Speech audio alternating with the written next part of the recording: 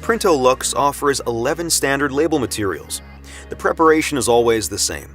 You take a pre-treatment cloth and fold it into a square so you have a straight edge here, and moisten the cloth with pre-treatment fluid.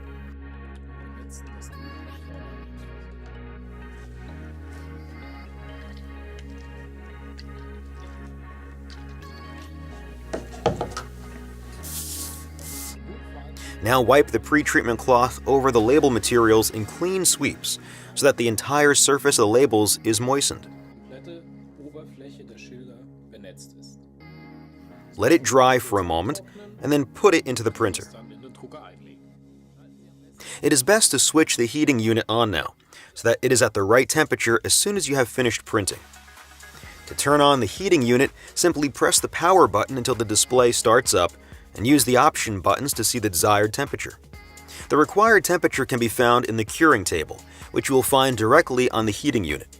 If you do not have a curing table at hand, just use the PDF file that can be found on the USB software stick.